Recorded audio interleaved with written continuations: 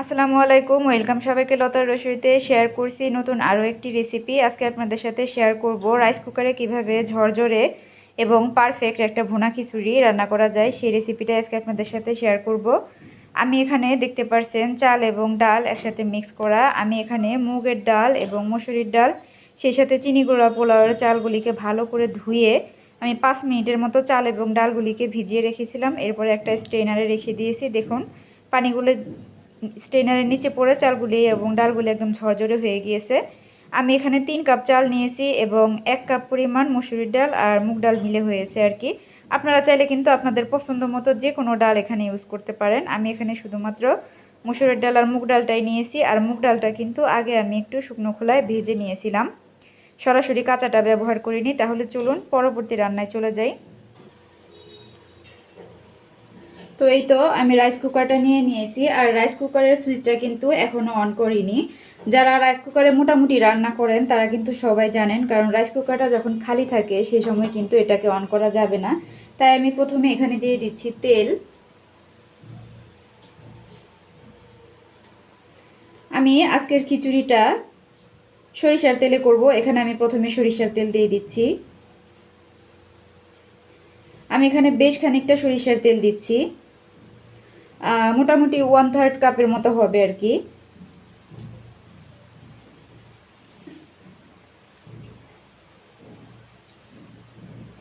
এরপর আমি এখানে দিয়ে দিচ্ছি পেঁয়াজ। এখানে পেঁয়াজ কুচি আছে 1/2 কাপের মতো, আর 3টা কাঁচামরিচ দিয়ে দিচ্ছি।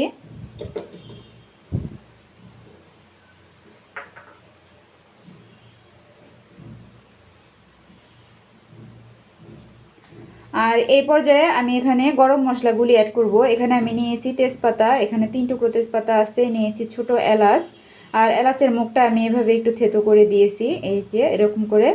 আর নিয়েছি এখানে 15 থেকে 18টা গোলমরিচ, আর নিয়েছি বেশি করে লবঙ্গ। এখানে 10 থেকে 12টা লবঙ্গ রয়েছে, আর এখানে রয়েছে দারচিনি। আমি আসলে পোলাও বা খিচুড়িতে লবঙ্গর পরিমাণটা একটু বেশি দেই, আমার কাছে মনে হয় এতে করে খুব বেশি ফ্লেভারফুল হয়। তবে আপনার যদি পছন্দ না হয় তাহলে আপনি স্কিপ করতেও পারেন কিংবা কমিয়েও দিতে পারেন।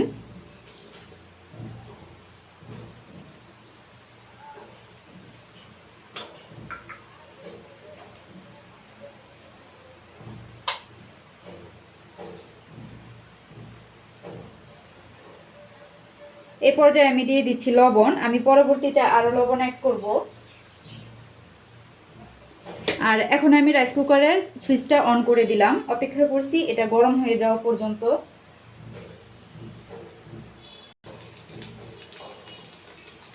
এই তো এটা গরম হয়ে গেছে। এখন এই পর্যায়ে পেঁয়াজটাকে একটু নাড়াচাড়া করে নিব। এটা জাস্ট কিছুক্ষণ একটু ভেজে নিব, এটা কিন্তু বেরেস্তা বেরেস্তা করে ভাজার কোনো দরকার নাই। সরিষার তেলে এই ভুনা খিচুড়িটা ভীষণ মজার হয়ে থাকে। যারা এখনো পর্যন্ত সরিষার তেল দিয়ে ভুনা খিচুড়ি রান্না করেননি তাদেরকে বলবো একবার ট্রাই করে দেখেন। এই খিচুড়িতে কোনো রকম ঘিয়ের ব্যবহার হবে না, পুরোটাই সরিষার তেলের ফ্লেভারে হবে, ভীষণ মজার হয় আর অনেক ফ্লেভারফুল হয়।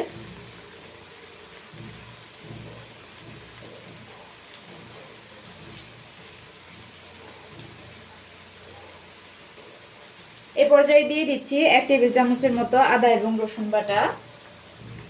আমার এখানে আদা এবং রসুন একত্রে বাটা। আপনারা যদি আলাদা আলাদা করে মশলাটা দেন তাহলে আপনি হচ্ছে 1/2 টেবিল চামচ রসুন দিবেন, 1/2 টেবিল চামচ আদা দিবেন, এই হিসেবে দিবেন আর কি। তো আমি সব মশলাগুলিকে একসাথে 2 থেকে 3 মিনিটের মতো একটু ভেজে নিব আর কি।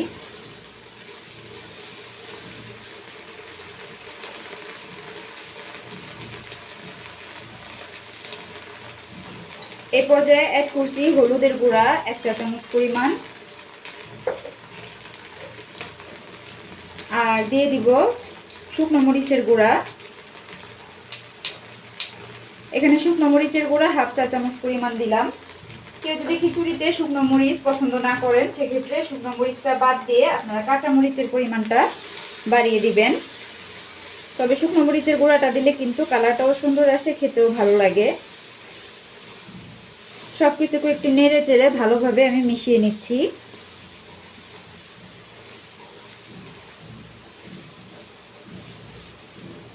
রাইস কুকারে খুবই অল্প সময়ে ঝটপট এই খিচুড়িটা রান্না করে নেওয়া যায়। তবে যার কাছে রাইস কুকার নেই তারা কিন্তু সেম প্রসেসেই চুলায় হাঁড়িতে রান্না করে নিতে পারেন। তো এই তো এটা কিন্তু মোটামুটি ভাজা হয়ে গেছে। এই পর্যায়ে আমি আগে থেকে ধুয়ে রাখা চালটা দিয়ে দিব।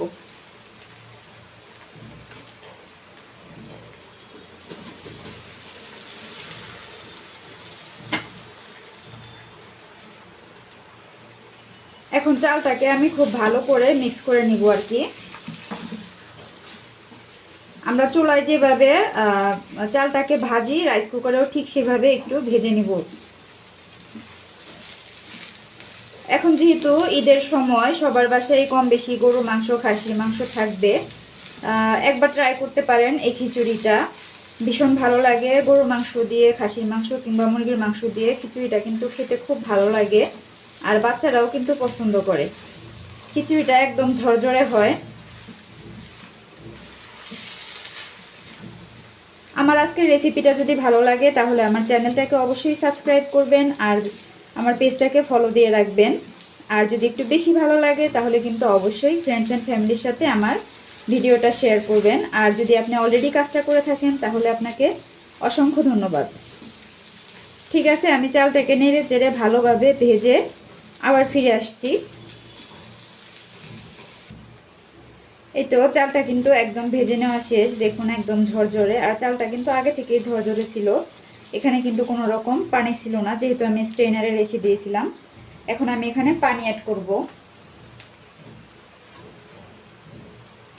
আমার এখানে আমি চাল নিয়েছি 3 কাপ, আর মুগ ডাল আর মসুরের ডাল মিলে এখানে 1 কাপ ডাল আছে। সেই হিসেবে আমি 7.5 কাপ পানি এখানে দিচ্ছি।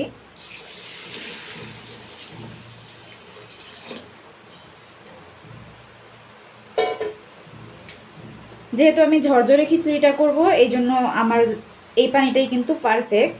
আর যারা একটু নরম করতে চান তারা কিন্তু চাইলে আর একটু পানি বাড়িয়ে দিতে পারেন। এখন এটাকে ঢাকনা দিয়ে ঢেকে বলক চলে আসা পর্যন্ত অপেক্ষা করব।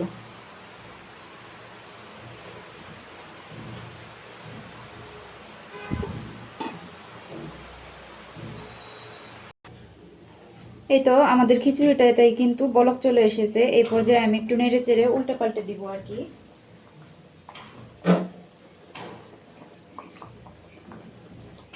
আর এই পর্যায়ে একটু লবণটা চেক করে দেখব যে লবণটা ঠিক আছে কিনা।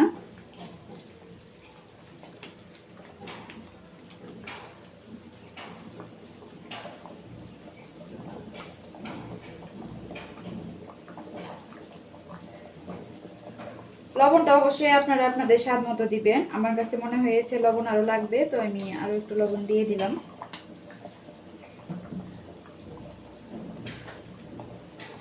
সেই সাথে এখানে অ্যাড করব সামান্য পরিমাণ কেওড়া জল, খুবই সামান্য পরিমাণ, হাফ চামচ পরিমাণ।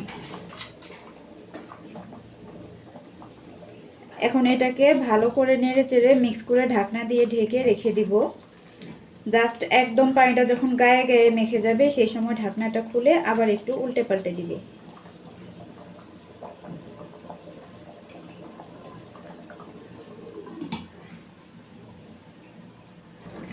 আমি ঢাকনাটা খুলে নিয়েছি। এখন উপর থেকে আরো কয়েকটা কাঁচামরিচ দিয়ে দিচ্ছি। আর একটা কথা বলে দেই, আপনার চালটা যদি পুরনো হয় সেক্ষেত্রে কিন্তু পানির পরিমাণ আরেকটু বেশি লাগবে, আর যদি নতুন হয় সেক্ষেত্রে কিন্তু পানির পরিমাণ এরকম থাকলেই পারফেক্ট হবে। এখন দিয়ে দিচ্ছি অল্প কয়েকটা কিশমিশ। আমার পার্সোনালি খিচুড়িতে কিশমিশটা ভালো লাগে, এই জন্য আর কি আমি দিই। এখন এটাকে ঢেকে রেখে দেবো একদম চালটা যখন গা মাখা মাখা হয়ে যাবে সেই পর্যন্ত।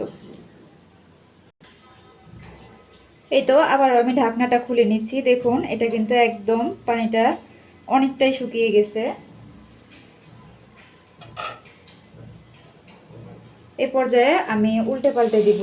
আর এই কাজটা কিন্তু সাবধানে করবেন। আর একটা টিপস দেই, যারা নতুন রাঁধুনি আছেন, নন স্টিকে রান্না করবেন, তারা কিন্তু এই ধরনের বা কাঠের স্প্যাচুলা ব্যবহার করবেন, নইলে কিন্তু আপনার রাইস কুকারটা নষ্ট হয়ে যাবে আর কি। ঠিক আছে,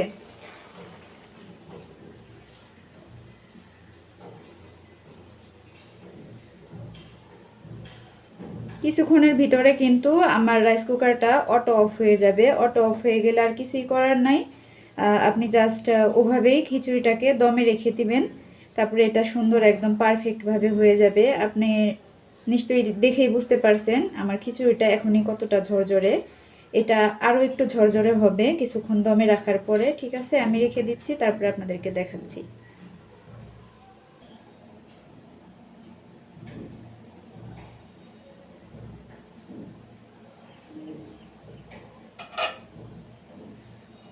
ঢাকনাটা খুলে নিলাম, আমাদের খিচুড়ি কিন্তু একদম রেডি। আমি আপনাদেরকে একটু দেখাচ্ছি, দেখুন এটা কতটা সুন্দর পারফেক্ট এবং ঝরঝরে হয়েছে।